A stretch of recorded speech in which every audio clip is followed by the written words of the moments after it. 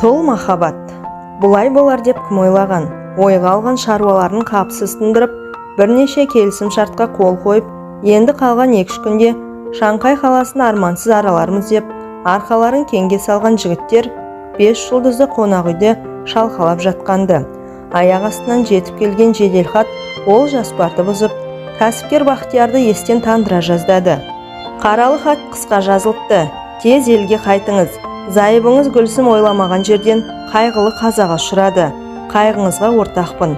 Жерлеу алдағы сәрсенбіде, депті жеделхат жолдаған орынбасары Медеубай.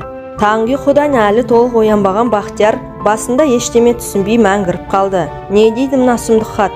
Осыдан бір апта бұрын бұлар елден аттанарда сап-сау жүрген Гүлсімге не болды екен? Айтпақшы, қайтыс болды демеген, қазаға ұшырады деп жазған ғой. Демек көшеде көлік апатына тап болған. Сонда оны машина қағып кетті ме, әлде өз машинасымен бірдеме соғып қалды ма екен? Гүлсім жүріс-тұрысқа ұқыпты, машинаны да жаңа айдап жүрген жоқ. Қалай килікті екен ондай апатқа? Ойлай берсең сұрақ көп, бірақ оның бәріне жауап іздеп жатуға дәл қазір уақыт жоқ еді. Бүгін қалайда елге қайту керек. Дереу көрші бөлмеде жатқан көмекшісіне телефон соқты. Ерболат, маған тез келіп кетші. Не боп қалды бәке? Жайшылық па? Сұмдық, келген соң білесің. Көмекшісі әрі Қытай тілінде жетік тілмашы Ерболат та асып-сасып ішке кірді. Аға, не болды? Өңіңіз бұзылып кетіпті ғой. Бізге жедел түрде елге қайту керек. Анықтап білші, Шанхай үржімі Алматы бағытына ұшатын ең жақын рейс қай мезгілде болады екен? Мына жеделхатты көрсетіп, қайтар билетті соған ауыстыр. Бақтияр ұсынған жеделхатқа қарап жіберіп, көмекші жігіттің де өңі бозарып сала берді. Мәссаған, кеше ғана сап-сау жүрген Гүлсім апайдың қазаға ұшырағаны ма? Солай болғаны ғой. Қайғылы хабар жаңсақ жазылмайды. Көп ұзамай кеше бұлар келісім шартқа қол қойылған Шанхайдағы құрылыс материалдары бірлестігі мен үй жиһаздары фирмасының жауапты адамдары да келіп қалған. Олар бүгін қонақтарға қаланың көрікті жерлерін көрсетпекші болған. Мынандай қайғылы хабардан соң жоспар өзгеріп, олар да жолаушыларды аттандыру қамына кірісіп кетті. Алайда қанша күш салғанмен Бақтиярлар сол күні шалмады. Өйткені бұларға қажетті рейс келесі күнге белгіленген екен. Бір тәуірі Шанхайдан ұшатын самолет үржімде 1 сағаттай аялдап, сол күні кешке қарай Алматыға жеткізетін көрінеді. Бұған да шүкір, демеске амалың жоқ. Жер түбіне ұзап кеткен жолаушыны бір-ақ күнде өз еліне жеткізу қазіргідей техника заманында ғана жүзеге асатын нәрсе ғой. Обалы кәнекей. Кәсіпкер Бақтияр соңғы жылдары осындай алыс сапарларда аспан кемелерінің қызметін армансыз көріп жүр. Көптен бері бизнес саласында тұяғын тас қақпай түтіні түзу шуақ келе жатыр еді. Амал не? Кейде тағдырдың осылай ұзап еркелеп келіп, кенет алдыңнан арқан керетін кезі болады екен. Жаратушы не бұйырса да, қашанда адамның ниетіне қарап береді дейді ғой. Әлде мұның отбасына басқа қонған бақытты көтере алмай, кекірелеп күпірлікке ұшыраған біреу болды ма екен? Кім білсін? Бақтияр жол бойы осындай ауыр ойдан арылмады. Самолет салонында француз шарабы бар екен. Содан ара-тұра сыздықтаты сіміріп қойып, тербелген қиял теңізінде жүзуге отырды. Кеше оның қайғылы қазаны алғаш естігенде, бұрқ етіп басқа шыққан сезімдері қазір өзгеше түс алған. Олай болатыны көмекшісі Ерболат кеше Алматымен сөйлесіпті. Өздерінің қай рейспен, қай мезгілде жететін хабарлаған. Сонымен бірге Гүлсімнің қандай жағдайда неде мерт болғанда сұрастырған көрінеді. Сонда ұққаны, Гүлсім бұлар ойлағандай жол апатынан емес, ата-анасы тұратын биік үйдің 9-шы қабатынан құлап өліпті. Біреулер қастық қылды, не байқаусызда оқыстан болды дейтін емес, артына хат жазып қалдырған. Осыны естігенде Бақтиярдың сана сезімі асты үстіне келіп аударылып түсті. Осыған дейін тұла бойын меңдеткен әйеліне деген қимастық, Гүлсімнің қатал тағдырына аяушылық, оның өліміне өзін кінәлі санау секілді сезімдер сап тыйылды да, оның орнына өзегі өртеген өкініш, Гүлсімге деген өкпен ала, ашу ыза басты. Сол сезімдер бірте-бірте ұлғайып, айықпас өштікке жек көруге айналып кетті ме? Қалай? Небәрі 35 жасында тірліктен бас тартып, өзіне қол жұмсау, артта қалып бара жатқан күйеуін, ата-анасын, туыстарын ойламау неткен қатыгездік, не деген өзімшілдік десейші. Қастық пен қысастық кек қайтарып өш алудың ең жоғары түрі осындай-ақ болар. Ойпыр-ой, осындай қаскөйлікке барып, өзінің өлімге қиятындай Гүлсімнің басына не күн туды екен? Ішкен алдында, ішпеген артында, не ішем, не кием демейді. Астында шетелдік машина, басында 3 қабатты сәнді сарай. Қорада күзетші, ас үйде үй қызметшісі бар. Қазан ошақ маңына барып, тым құрса жылы суға қолында малмайды-ау. Бұнан артық не керек әйел адамға? Әлгі семіздікті қойғана көтереді деген рас шығар. Демек Гүлсімде басындағы бағын көтере алмады. Содан соң оның түбіне жеткен сол баяғы іштарлық, қызғаныш. Төңірегіндегі дүние тек менікі болсын дейді. Бір аяқ асты, бір сабақ жіпті де ешкімнен бөліскісі келмейді. Басқа қонған бақты ұстап тұру үшін де біраз адамгершілік, ақыл парасат керек екен ғой. Гүлсімде міне сол жағы кеміс болды. Мамандығы қаржыгер еді. Ой өрісі есеп шоттан алысқа бармайды ғой. Сонда Бақтияр осындай әйелмен 15 жыл бойы қалай отасып келген? Әйел бойындағы сұлулық шығар көзді арбаған. Сұлулық көзін құрты. Албырт жастық одан арғын ойлатты ма? Сен, жігітім, бәрін бүгінгі күнмен өлшемей, өткен күнге де көз қырыңды салып қарай отыр деді. Қашанда бұған оппозиция жүретін бір ешкі дауыс. Осыда 15 жыл бұрын көп жігіттің арасынан Гүлсім сұлуға қолың әрең жетпеп еді. Оны қалай ұмыта қалдың? Иә, рас айтады. Онда Бақтиярдың Алматыдағы Завет институтында оқып жүрген кезі. Қанша дегенмен кітапқа жастай бауыр басқан ауыл мұғалімнің баласы емес пе? Оқу үлгерімі жаман болған жоқ. Бірақ тұрмыс жағының байдың мырзалармен теңесе алмаушы еді. Жаздық каникулда құрылыс ретінде жұмыс істеп, киім кешегін зорға бүтіндейтін. Оның төлеуіне табиғат бұған біраз қарымта сыйлар жасаған. Анасы марқұм аса сұлу әйел еді. Сірә, сол кісіден ауысқан болар. Бақтиярдың бет жүзі, еттері сұңғақ бой, сұлу келбет, бұйра шаш. Осылардың арқасында жиын тойда көзге түспей қалған жоқ. Ал Гүлсім қандай еді ол кезде? Аққудың көгілдіріндей тал бойында бір міні жоқ. Аппақ ару, көрген көздің жауын алатын, әлгі романдарда көп жазыла беретін қыпша бел, қаз омырау, тана көз сұлудың өзі. Халық шаруашылығы институтының, ол кезде қазіргі университеттің бәрі институт деп аталатын, 3-ші курсында оқиды екен. Бақтияр Гүлсіммен сол институтта оқитын бір жерлесінің туған күнде танысып қалды. Сол кеште түннің бір уағына дейін билегені, Гүлсімді үйіне шығарып салған есінде. Әрине сол тұста ол қызға көз салушылар аз болмаса керек. Бірақ бұйрық шығар. Күн өткен сайын бұлардың жұлдыздары бір-біріне ыстық тарта берді. Бақтияр сол жылы оқу бітірген. Онда совет дәуірі колхоз-совхоздардың мұрты бүлінбеген. Қазақстан сол баяғысындай 50 миллион қой өсіріп жатқан кез. Мал мамандарының қаны жерге тимейді. Егер Бақтияр ауылға барса, кез келген совхозда бас зоотехник болып тіреп тұра қалатын сөзсіз еді. Осы Гүлсімнің бітпеген оқуына қарайлап, Алматыдан кеткісі келмеді. Көзден тайса болғаны Гүлсімнен айырылатын секілді. Ақыры конкурста жеңіп, аспирантураға оқуға түсті. Онысы бір есептен жаманда болған жоқ. Арада 3 жыл өткенде биология ғылымының кандидаты деген атақты қанжығасына байлап шыға келді. Осы қарсаңда Гүлсімге үйленіп те үлгерген. Қыздың ата-анасында, ағаларында Алматыны тіреп тұрған лауазымды кісілер екен. Жігіттің шыққан жерін қомсынса да, болашағынан үміт күттірер жас ғалымды кемсіте алған жоқ. Осыдан кейін-ақ көп ұзамай өзгерістер дәуірі басталып кетті емес пе? Заман ағымына ешкім қарсы тұра алған жоқ. Ең алдымен кеңестік империя келмеске кетті. Түбі шіріп, тамыры ұрып тұрған неме екен. Ешкім бір тал оқ атпастан өзінен өзі омырыла құладау. Сол-ақ мұң екен, совет өкіметінің артында қалған мол байлық хан талапайға түсті. Айналасы 3-4 жылда колхоз-совхоз тарап, қазақ жеріне симай жататын 4 түлік мал әп-сәтте қолды боп кетті. Мал кеткен соң, мал мамандарының да қажеті болмай қалған. Бақтиярлар амал жоқ, кәсіп өзгертуге тура келді. Сөйтсе, еш уақытта жұтқа ұшырамайтын өкіметтер ауысып жатса да, өз құнын ешқашан жоймайтын малдан басқа да байлық бар екен ғой. Оның аты қаржы. Кәсіпкерлік сауда деп аталады екен. Бір сөзбен бизнес дейтін көрінеді. Бақтияр енді осы бизнеске ат басын тіреді. Биліктегі қаржыгер қайнағаларының көмегімен ақшаның құнды көзіне банктен түп көтерме мол қарыз алған. Сол ақшаға бірнеше жерден сауда дүкенін ашты. Құрылыс материалдары дүкені, сантех, үй жиһаздар дүкені. Қарзы дер кезінде қамтығаны қандай жақсы болған.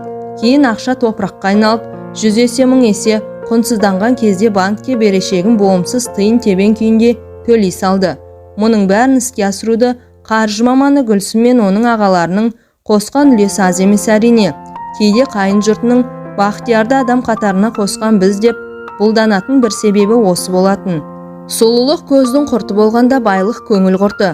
Сол байлықтың соңына түсеміз деп жүріп, бұлар арада 10 шақты жылдан қалай өте шыққанын аңғармайда қалыпты. Өмір қызық, көңіл мас.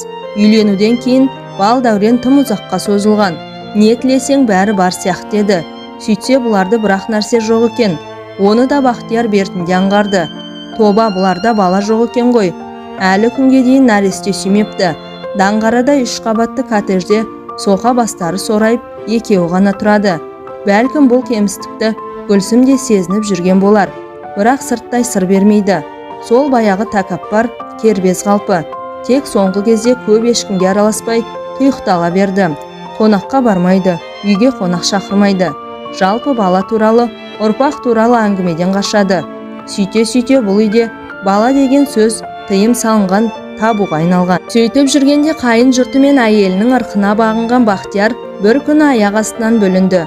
Бойындағы бабалар қаны, жігіттік жігер, мені еркектік намысы үндемей жатып, бірақ күнде көтеріліске шықты. Оның мәнісі бұлай болып еді. Әсілі Бақтияр баяғы жоңғарға қарсы соғыстың даңқты батырларының бірі, Көкжарлы Көкжал Барақтың 7-ші ұрпағы. Батыр бабасы қазақ қалмағы аралас 7 қатын алған екен. Бақтияр қалмақ әжелерінің бірінен тарайды. Осыдан 4-5 жыл бұрын Шығыс Қазақстанның Күршім ауданында сол Барақтың 280 жылдық тойы болды. Барақ ұрпақтары оның ішінде көзге көрініп атқа мінген қалталы жігіттер түгел тізімде екен. Соларға 3 ай бұрын сауын айтылды. Солар той қарсаңында бас қосып, өз үлестерін атасқан. Мұндай берекеден қағыс қалу ұят.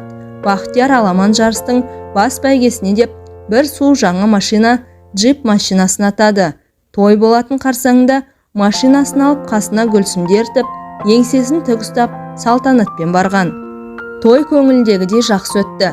Күршім өзенінің жағасында 50-60 үй тігілген. Үй басы жылқы жығылған. Дастархан аста төк, қазан-қазан ет, саба-саба қымыз. Той ой мен қырдағы Барақ әулеті түгел-ақ жиналған екен. Бақтияр бұрын көрмеген туыстармен қауышып мәре сәре болып жырғап қалды. Батырдың 7 әйелінен 30-дай ұл, 20-ға жуық қыз тараған екен. Қазір өрен жаранмен 1000-нан асып кетіпті. Өздері бір тайпа елдерсің. Көбі 7-8 ұрпақтар. Бірен саран 9 буында бар көрінеді. Және батырдың ұрпағы десе дегендей, жігіттер шетінен еңселі, екі иықтарына 2 кісі мінгендей зор екен. Бірнешеуіне сауыт кигізіп, қолдарына найза ұстатып, киіз үйлердің алдына тұрғызып қойыпты. Сол тойда көкірегін мақтаныш кернеген Бақтияр бабалардың даналығына қайран қалды. Соғыста шағын болған сарбаздың орын ұрпақпен толтырып отыр ғой. Ер қайратын ұрғашы құқығын тежемеген. Өзің айнала қарашы, керемет емес пе? Баяғда жау қолынан бір барақ өлсе, бүгін 1000 барақ жүр осы тойда. Ондай адамды өлді бітті келмеске кетті деуге бола ма?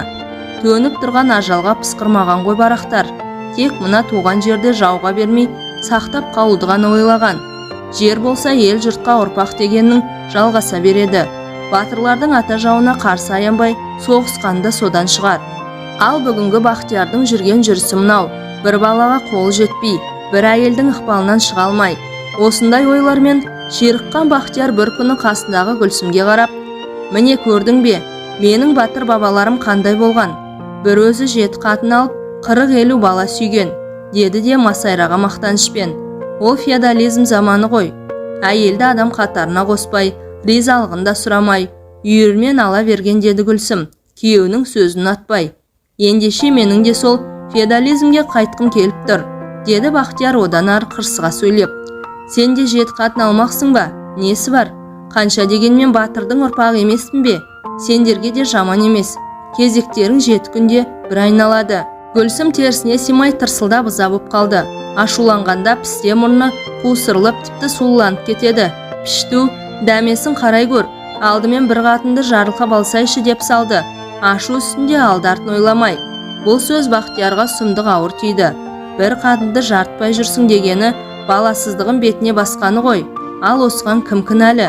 Әлі күнге дейін пұшпағын қанатпай жүрген Гүлсімнің өзі емес пе екен? Жартпай жүрген мен ба, деді әйеліне ажырая қарап. Бәлкім тесік қазан жыртық астауға тап болып, еңбегім еш кетіп жүрген мен шығармын. Айтылған сөз атылған оқ. Енді қайтарып ала алмайсың.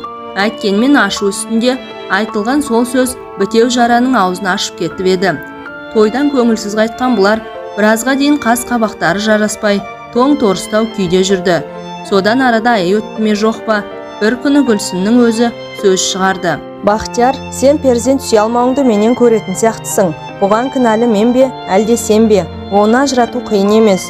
Бүйтіп ішімдегіні тап деп, сызданып жүргенше давай осының басын ашып алайық. Бұл ұсынысқа Бахтияр қарсы болған жоқ. Осы мәселе өзінің де ойында бар еді. Тек жұмыстан қолы тимей жүрген. Гүлсім мұны әлдебір дәрігерге алып барды. Бұрыннан араласып жүрген таныс адам көрінеді. Осында екеуі қан тапсырды, анализ өткізді, ұрықтарын тексертті. Тым тез, тым бөгетсіз жылдам өтті осының бәрі. Айналасы бір аптаның ішінде қорытынды дайын болды. Не керек, нәтижеде Гүлсім сап-сау, баласыздыққа Бахтияр кінәлі болып шықты. Содан бері Гүлсімнің мерейі үстем, күйеуіне жоғардан мүсірке қарайтын болған. Кейде көңілі түскенде бұған аяушылық білдіріп, соған бола жасымашы жаным, өзің білесің, бала бағуға құлшынып тұрған мен жоқ қой. Маған сен аман болсаң жетеді. Мен үшін одан артық бақыт жоқ қой деп жұбатқан болады. Бахтияр әйелінің бұл сөзіне де, дәрігердің қорытындысына да сенген жоқ. Гүлсімнің таныс дәрігері тым жылпос, пысық адам екен. Ақтарған ісінде бір шикілік бар анық. Басқа бір дәрігерге қаралуға оқталса да, біразға дейін жұмыстан қолы тимей жүрген. Ақыры оның да сәті түстау. Іс-сапармен Мәскеуге бір барғанда, сондағы орталық клиникалардың бірінде тексеруден өтті. Міне қызық, нәтиже мүлде басқаша. Сіз уайымдайтында ештеңе таппадық мырза. Еркектік қуатыңызда мүлтік жоқ қой. Жай бала сүю бұлай тұрсын, мына қалпыңызда кез келген жас әйелге алтын алқа сыйлауға мүмкіндігіңіз бар, деді Бахтиярды құттықтаған профессор қорытынды қағазды қолына ұстатып тұрып. Сол сәттегі Бахтиярдың қуанышын сұрама. Бейне халықаралық үлкен бір сыйлыққа қол жеткізгендей, сол жолы Мәскеуден көңілді қайтты. Демек Гүлсімнің дәрігері мұны алдаған болды ғой. Мына заманда ақшаға сатылмайтын зат жоқ деуші еді. Сол сөз расқа шықты. Ал Гүлсім мұндай қиянатқа қалай барып жүр? Бахтиярды алда барбау, жолмен ұстап отырмақ па? Мәскеуден келісімен жаңа қорытындыны әйелінің алдына жайып салайын деп бір оқталды да, ол ойынан тез қайтты. Іштар әйелді одан ары өшіктіріп, күндестігін қоздырғысы келмеді. Өзінше күйеуімді оңдыртпай алдадым, ешқайда кетпейтіндей, мызғымас қазыққа байладым деп жүрген шығар. Әзірше солай жүре тұрсын, өзін өз алдап. Гүлсім жай күндері махаббат туралы, сүйу күйу жөнінде көп айтады. Сол Гүлсім өзінен басқа жан баласын жақсы көрем екен. Егер ол күйеуін шын жақсы көрсе, ең алдымен соны бақытты етуі керек қой. Ал Гүлсім басқаны былай қойғанда, күйеуіне перзентті болуды қимайды. Жалпы алдау арбау, бақай қулық араласқан жерде шын махаббат болуы мүмкін бе? Әйтсе де күйеуінің әр қадамын аңдыған айлакер әйел Бахтиярда бір өзгеріс барын сезді. Сен кейінгі кезде жайың жарасып, бір түрлі көңілді жүрсің ғой. Ненің қуанышы, деді. Бір күні мұның бетіне барлай көз салып. Бахтияр сыр берген жоқ. Бір қызға көзім түсіп жүр. Сірә тоқал алатын шығармын, деді, ежелгі қалжыңына басып. Не дейді-ау, шамаң жете ме? Ал, шама жетпей не көрініпті? 7 қатын алған батырдың ұрпағымыз. Бұл сөздерді Бахтияр жай ерігіп отырып, Гүлсімнің жынына тию үшін айта салған. Бірақ осы сөзді аузына Құдай салған екен. Көп ұзамай адасқан ұшырасты мұның тағдыр талайына. Бұл іздеген жоқ. Қыздың өзі іздеп тапты. Бір күні түстен кейін кеңседе отырғанда хатшы қыз: «Бахтияр Көкбайұлы, бір бой жеткен сізге кіруге рұқсат сұрайды», деді. Даусына ойнақты бояу қосып. «Кірсін». Кешікпей есікті тықырсыз ашып, бір әдемі қыз кірді. Қол аяғы балғадай, сұңғақ бойлы, бәденді сұлу қыз. Бұрын бір көрген адам сияқты, бірақ қайдан көргені есінен шығып кетіпті. «Ағай, сіз мені ұмытып та қалған шығарсыз», деді. Бүйірдегі бос орындықтарының біріне ибамен жайғасып жатып. «Мен өткенде өзіңіздің денсаулығыңыз жайында анықтама алатын докторханада медбике болып істеймін. Атым адасқан. Атыңыз жақсы екен, бірақ өзіңіз адасып келмеген шығарсыз. Шаруаңызды айта беріңіз», деді Бахтияр. Бұл қызды қайда көргені есіне енді түсіп. «Ағай, кешіріңіз, Мен содан бері ар-ұяттың қыспағында жүрмін. Сол бір алдамшы жалған анықтамаға лаборант ретінде менің де қол қойғаным бар еді. Соның шындығын айтып, сізден кешірім сұрамасам, ішкен асым бойыма тарайтын емес. Адасқан соны айтып, өзінің бастық дәрігері мен Бақтиярдың әйелі Гүлсімнің қалай тіл табысқанын, жалған құжаттың қалай жасалғанын бастан аяқ баяндап берді. Мұны сол кезде неге айтпадыңыз, деді Бақтияр, қыздың сұлу жүзіне сүзіле қарап. Қорықтым, білесіз ғой, қазір қызмет табу оңай емес. Артынан ойға салып көрсем, оның пендешілік екен. Қазір де сонда істейсіз бе? Сондамын. Сіз менің үстінен шағым айтпайтын шығарсыз. Бақтияр Мәскеуде тағы бір тексеруден өткен, адасқанға айтқан жоқ. Бұл жаңалықты бірінші рет естігендей шын қуанған қалып танытты. Қызға рахметін жаудырып, разы қошеметпен шығарып салды. Ақбейіл адасқанның тұратын мекен жайын, телефонын жазып алмағанына қатты өкініп жүрген. Бірақ бұйрықты қойсайшы, ойда жоқта адасқанмен тағы ұшырасып қалды. Шілденің шіліңгір ыстық күні Бақтияр жұмыстан ертерек шығып, кептелген машина ағынымен баяу жылжып келе жатқан. Кенет көше жиегінде көлік ұстамақ болып әркімге қол көтеріп тұрған адасқанды көріп қалды. Үстінде көбелек гүлді жібек көйлек, етегі самал желмен бірге желбіреп, қыздың аппақ түзу аяқтарын айшықтай көрсетіп тұр. Бақтияр дәл қасына келіп тоқтай қалды. Қарындас, келіңіз, күймеңіз дайын деген Мерседестің алдыңғы есігін ашып.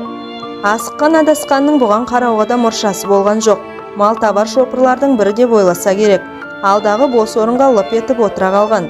Қасында кімнің отырған енді ғана байқады. Ой, ағай, сіз екенсіз ғой, деді. Күтпеген қуаныштан есі шығып. Қайдан келе жатырсыз, ағай? Қала кезіп қыз іздеп жүрмін. Қызық екен. Қандай қыз керек сізге? Маған қолма-қол күйеуге шығатын және басы бақырдай ұл тауып беретін қыз керек. Адасқан сыңғырлай күлді. Күлкісі мұндай әдемі болар ма? Еш қоспасы жоқ, мөлдір, таза күлкі. Осы қыз көнсе, ойланбастан үйленер едім деп ойлады Бақтияр. Өзі жасы 40-та, ал адасқан ұзаса 25-те болар. Жас айырмасы бәлендей бөгет болмас. Жұмыстан шыққан бетіңіз бе, деді Бақтияр басталған әңгімені үзгісі келмей. Жоқ, бүгін менің қолым бос. Бір құрбым перзентханада босанып жатыр еді. Соған кіріп шықтым. Не туыпты? Ұл бала, тұңғыштары ғой. Күйеуі қуаныштан жарылғалы жүр. Тамаша, иншалла, бүгін жолым болады екен, деді Бақтияр желпініп. Қой, онда кеттік. Қайда? Дүниеге келген сәбиді шомылдырмаймыз ба? Өзіңіз ұл тапқан әйелдің құрбысы екенсіз. Ырымдап отырмын. Осысыз әлгі мен іздеп жүрген қыз емессіз бе? Олар сол кешті Алмарасан аңғарындағы кафелердің бірінде өткізді. Басында әзілмен басталған әңгіме бірте-бірте шынға көшіп айырылмас уәдемен, антпен аяқталып еді. Адасқан қарапайым ауыл қыз екен. Көп балалы отбасынан шыққан. Анасы кілең қыз бала туа берген соң тағдырды адастырмақ болып мұның атын адасқан қойған екен. Артынан іле-шала ұл туыпты. Ата-анасы Ақжолтай деп адасқанды жақсы көреді екен. Арада 3 ай өткенде адасқанның ауыр аяқты екені мәлім болды. Бақтиярдың қуанышында шек жоқ. Құдайым көктен сұрағанды жерден берді деген осы. Әзірше бұл қуаныштарын ешкіммен бөліскен жоқ. Бір жағынан 15 жыл отасқан Гүлсімді де далаға тастағысы келмеді. Әйелі тілге көнсе, екі отбасын бөлек үйлерде қатар ұстағысы келеді. Оған адасқан байғұс көніп тұр. Мұндай бәтуаға Гүлсім көне ме екен? Мәселе сонда. Расында да Гүлсіммен тіл табысу оңайға соқпады. Гүлсімдер батыс ықпалында одан қала берсе кеңестік орыс тәрбиесінде өскен әйелдер ғой. Әсілі 70 жылға созылған кеңестік түзім кедейлер мен әйелдердің өкіметі болды емес пе? Еркек әйелдің меншігі, бағынышты құлы. Әйелінен ажырасқан еркек патривилеттен айырылып, қызметтен де жұрдай болып, күзеліп шыға беретін. Бұл жағдай әйел эгоизмнен шектен шарықтатып жіберді. Рас, әйел ол заманда қалыңмалсыз тегін еді, бірақ өмір бойы мойныңнан түспейтін. Гүлсім де оның туыстары да сол заманның өнімдері. Ұлттық дәстүр, салт сана олар үшін жат нәрсе. Әйтсе де Бақтияр бір күні алдағы жоспарын Гүлсімге шет жағалап жеткізді. Алыстан орақта келіп, бәйбіше, мен туралы дәрігердің қандай қорытынды шығарғанын білесің. Әйткенмен үмітсіз айтан дейді ғой. Соны іс жүзінде өзіміз бір сынап көрсек қайтеді деген. Жай сөз сырғас ретінде. Сонда қалай сынамақсың өзіңді, деді Гүлсім, әлденеден секем алып. Тылсым табиғаттың жұмбағы көп қой. Мен бір әйелге барып көрсем деймін. Егер Құдай бірдеңе беріп жатса, сен екеуміздің арманымыз орындалмай ма? Баланың біреуін сен, екіншісін ол бауырына салып, екеулерің екі үйді думандатып отырмайсыңдар ма? Ол қиялың бола қоймас дегенде Гүлсімнің сілеусін көзі шыныдай шытынап кетті. Одан да әлде бір жас әйелге көңілім кетіп жүр демейсің бе? Иә, солай-ақ болсын. Бірақ одан несіне қауіптенесің деді Бахтияр. Аузына ыңғайлы сөз түспей. Дәрігердің маған шығарған үкімін білесің. Менікі әншейін өз пешенемді сынап көру ғой баяғы. Только через мой труп деп өлген соң ғана деді Гүлсім, сазарған қалып қалш-қалш етіп. Сен алаяқ қатындардың ондай баламен кімнен табатын қайдан білдің? Әлде саған бәрібір ме?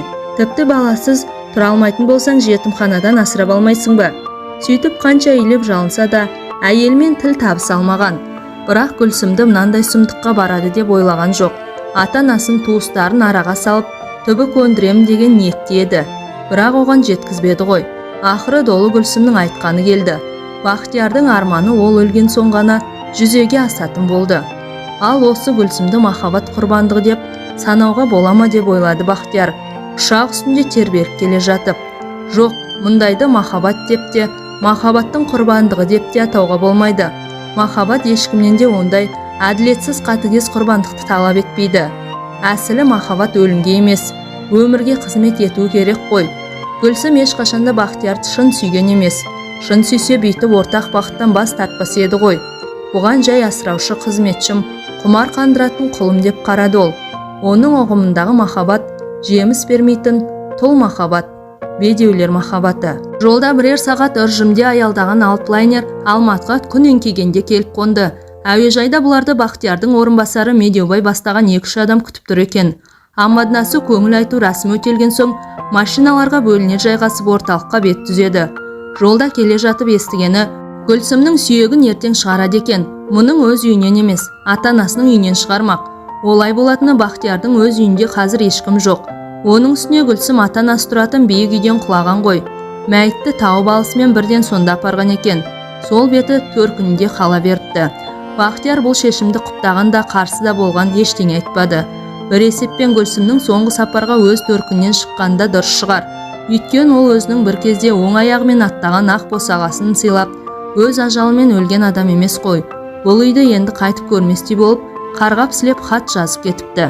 Бұлар алдымен тау бөктеріндегі Бахтиярдың өз үйіне соғып, жуынып, шайынып, киім ауыстырып, қайын жұртқа содан кейін ғана ат басын тіреді.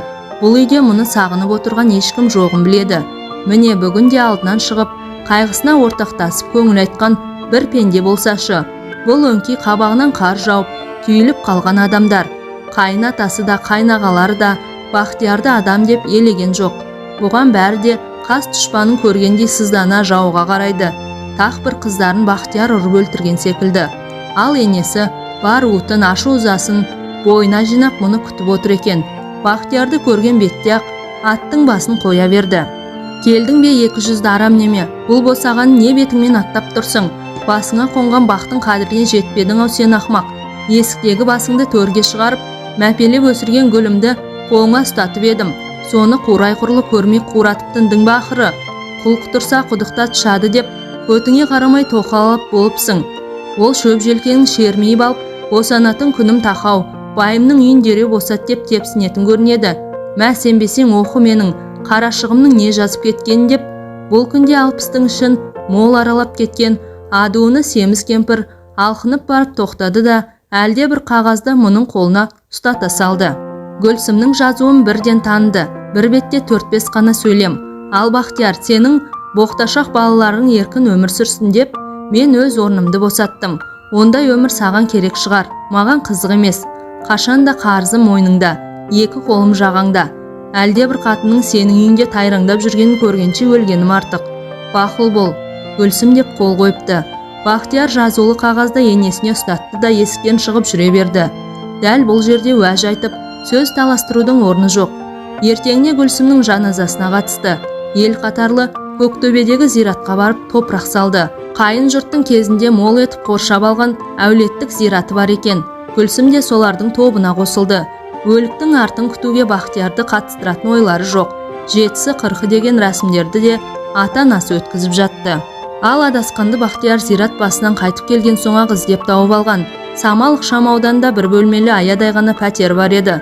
Сонда екен, 2-3 күннің алдында декреттік демалысқа шығыпты. Іші өсіп, бет ажары таралып, жұқарып жүдеу тартқан. Болып жатқан оқиғадан толық болмаса да, ішінара хабардар. Гүлсімнің өлімінде естіп отыр екен. Айтысына қарағанда адасқан біреулер айтып жүргендей, Гүлсімді іздеп барып, мен Бақтиярдың ауыр аяқты әйелімін, үйді босат деп талап қоймаған. Керісінше, адасқанды Гүлсімнің өзі іздеп келген. Сөйтсе де Бақтиярдың соңына тыңшы салып қойған. Гүлсім былтырдан бері оның әр қадамын зерттеп, біліп жүреді екен ғой. Енді тек адасқанның кімнен жүкті болғанын өз аузынан естуге келсе керек. Адасқан деген келіншек сен бе деді, келген бетте түсін суыта қалып. Иә, мен едім дейді Гүлсімді сырттай білетін адасқан еш қауіп ойламай. Байың бар ма? Мына көтеріп жүргенің кімнің баласы депті адасқанның шермиген ішін көрсетіп. Адасқан үндей алмай қалыпты. Бірден Бәленбайдың баласы деуге батыл жетпесе керек. Несін жасырасың? Бақтиярдың баласы емес пе дейді Гүлсім. Өз сұрағына өз жауап беріп. Бақтияр менің 15 жыл отасқан байым ғой. Оны білесің бе? Біреудің байын азғырып алуға қалай алмайсың? Адасқан не айтарын білмей сасқалақтап қалады да, бір кезде Бақтияр үйреткен сөзді айтады. Сіздерді көптен бері балаға зәру дейді ғой. Егер нәресте аман-есен дүниеге келсе, сізге тарту етсем деген ойым бар еді, дейді Гүлсімнен әлде бір қауіп төнеме деген оймен ығына жығылып. Сол сәтте Гүлсімнің түрі тіпті қорқынышты болып кетті дейді. Қалшылдап дірілдеп жындана жаздапты. Содан соң керек емес деп шыңғыра айқайлапты.